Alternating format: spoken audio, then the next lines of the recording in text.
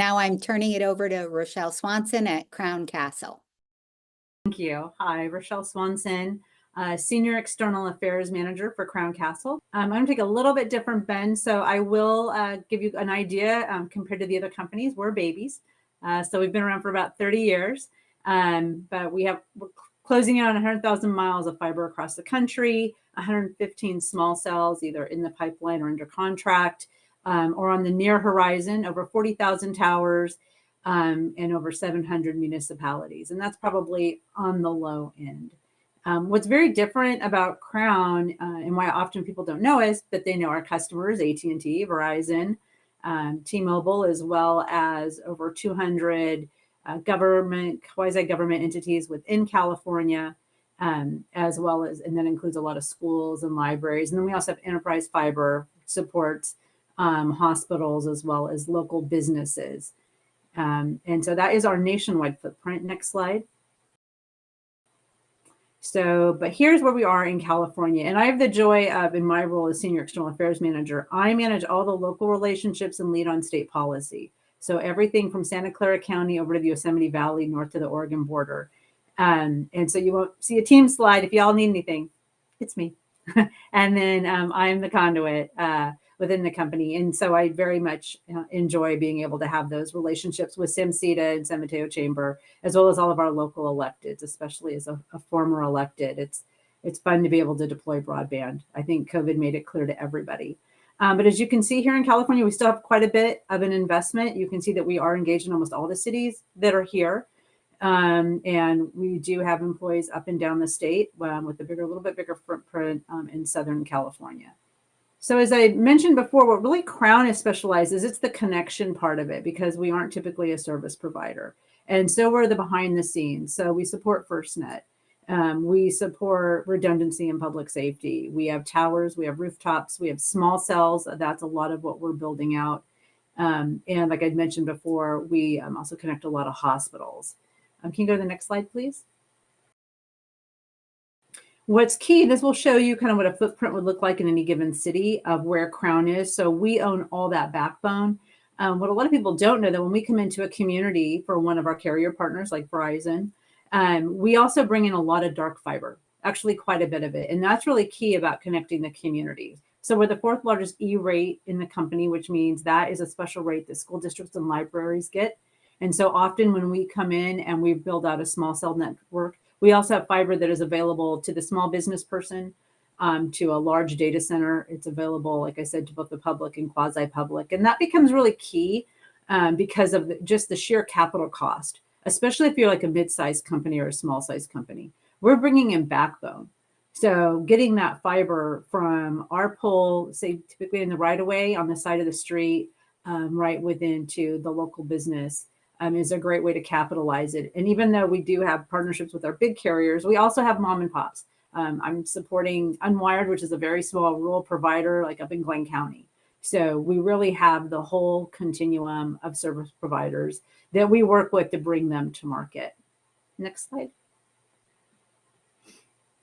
So not only do we invest in our communities, we do Connected by Good is where we invest into local communities. So we have invested into local women's and sport centers in San Mateo. We invest in Boys and Girls Club. And then we also do a lot of holiday parties, gift giving. We are partnering right now with the San Mateo County Firefighter Foundation in the way that they do outreach to the community and support local needs. But another place that we invest outside of that is more behind the scenes is innovation and technology and leading on policy. Next slide.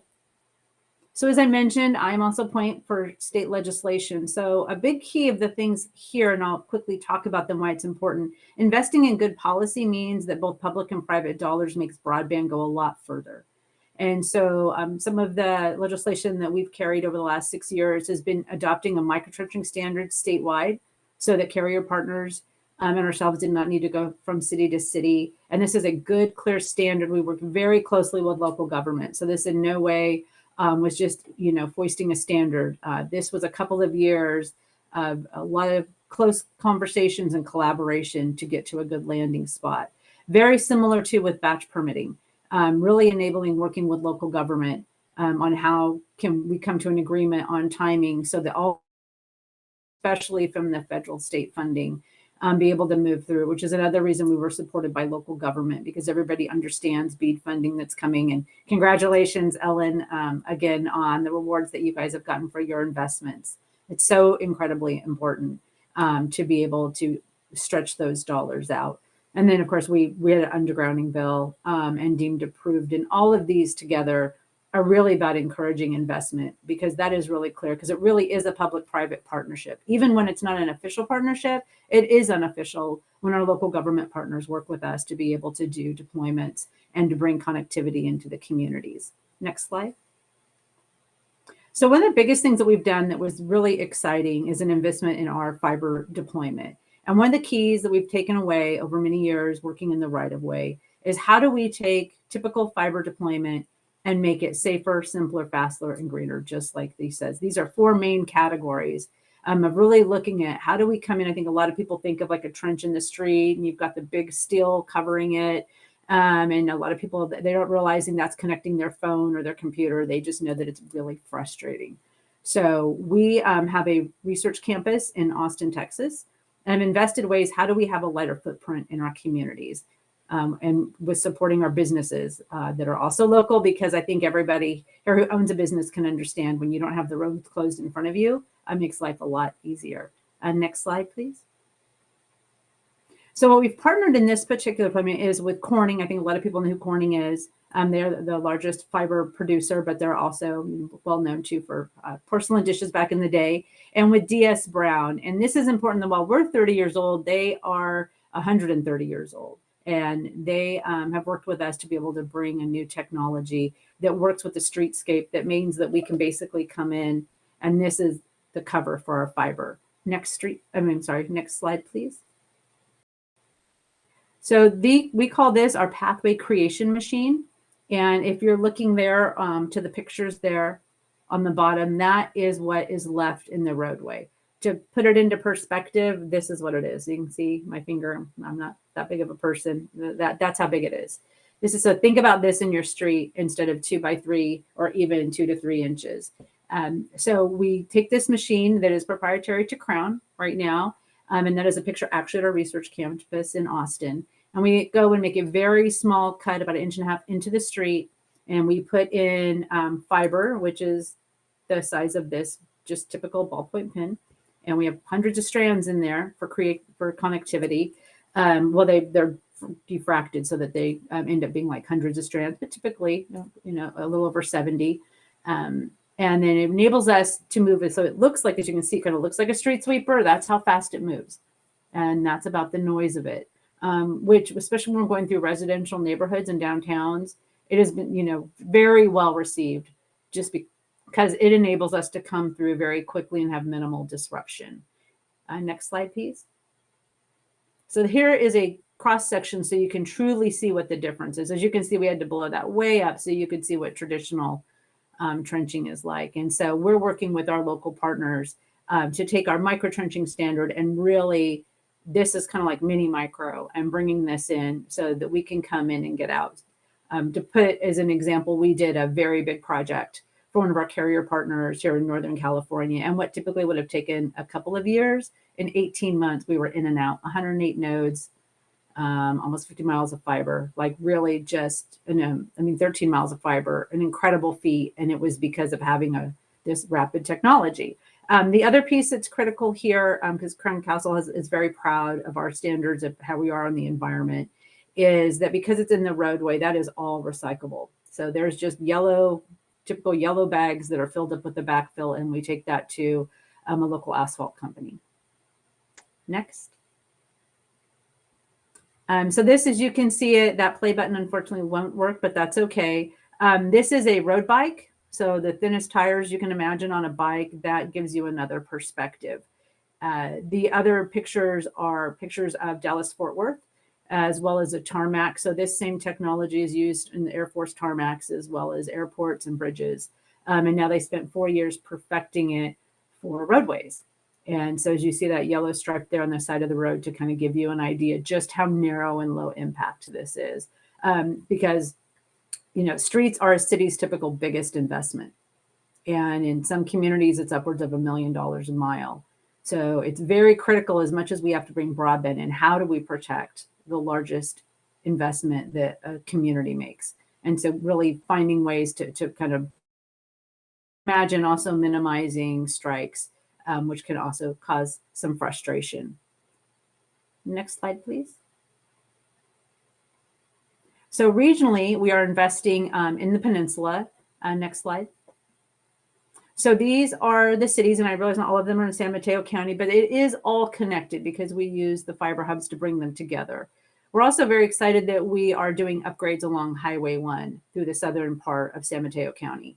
And I participate in CRISPR, and I am just appreciative how the entire county works together to make broadband a priority. I think that is why you do see the investment and why you have these providers here today, is that welcoming mindset of how important it is and critical to be able to connect them.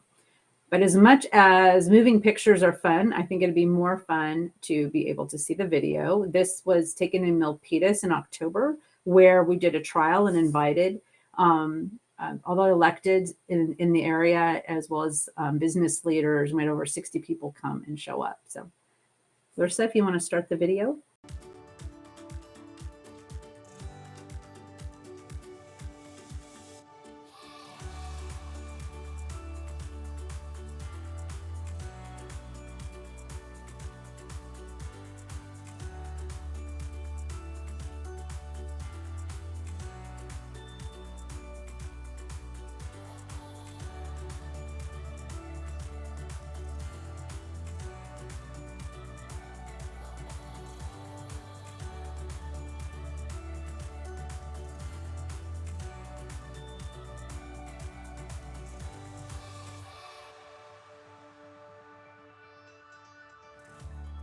We actually produced this for a lot of folks who weren't able to make it to the trial, which is incredible when you think 60 people did show up, so that they could see it in real time. And that all occurred in an afternoon.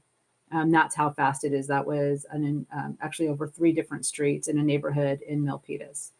So we're very excited to do that, to really kind of move the needle on how quickly we're able to deploy. Next slide. So I'm look forward to questions later on, and thank you for allowing me to show our latest investments. How does your company support our small and medium-sized businesses? I lightly touched on it before. So part of how we support the local businesses our memberships, of course, with SAMCEDA and chambers and the local organizations, but we also bring in that fiber and reduce that capital cost for businesses who want to upgrade their existing infrastructure for their communications, as well as supporting the education that is there. In addition, we work with workforce development partners. That's often an area that is really tough, especially for small businesses. And so trying to bridge that gap. And sometimes that looks like supporting educational funding at a local community college or a local workforce program. And so it's very specific. So, and that's a big part of what our Connected by Good is. It is tailored for the individual communities and tailored for the regions in which we are at. And so that's some of our focus right now in SAMCEDA. What is something that our communities may not be aware of in your corporate philosophy as you engage locally? I think one of the things I lightly touched on, the environmental piece and the recyclability with our new rapid technology. I think another thing that folks may not know is just how committed we are on our ESG goals. So as an example, we're already 75% of the way of becoming carbon neutral for scope 1, 2 emissions by 2025. And that by the end of 2023, that we had sourced 92% of our electricity consumption under renewable energy contracts. So all those towers that I mentioned across the country, the 40, they all are lit as one example. And then of course, just our workforce and our buildings, our vehicles, all the things that we really try to focus on. And every year we do an accountability report internally to see how we measure up to those metrics. Why do each of you work for AT&T, Crown Castle, Comcast, and Verizon? So I got started in telecom, I can't believe, almost 25 years ago while I was still in law school. And so I've done everything from build towers in the Tahoe National Forest in my boots, looking for site selections, permitting, and then of course a lot of working with local governments. So I've worked for, and I even did some time at Comcast in their tower company. So I've actually worked either directly or indirectly as a vendor for almost everybody across telecom. And then about 6 years ago, I went internal to Crown. And the reason why I did is because of the culture. And so I've had the chance to kind of see across the board and was able to see that not only is it a culture about backbone, so even though we're physically the backbone, there's also a mentality of we support connection. We support people being connected in an urban to a suburban to a very rural environment, and also really focusing on quality of life. Because I think what's important when companies they're inward serving as well as externally serving. So we all do live in the communities, but we all also are part of a community. And so having, working for a company that wants you to make it to your kid's football game on a Friday night, that wants to make sure that you are actively involved in your community, whether you're serving on a nonprofit or whether you're, doing, Meals to Wheels delivery. And so I think that is just so important to have the passion for the connectivity from our communication standpoint, but passion for connectivity people to people. What is one thing that you want everyone to remember today? If there is one word, it would be investment. Is help us as industries invest in your community, and that's everywhere from the permitting is really big. That sounds small, but that is usually the biggest part besides construction alone. And that can be a lot of folks are embracing and they want the connectivity, but letting their elected officials know that. And I think businesses being engaged and saying, yes, we do need this. Because sometimes what we'll hear is like, well, I have 4 bars. You don't need to be here. And it's great that they're connected, but their community members across town probably aren't. And so I would say that would be the best thing is as part of a partnership and Roseanne, you're an amazing partner. So I just want to highlight that SAMCEDA is wonderful in that sense. And that would be probably one of the greatest helps.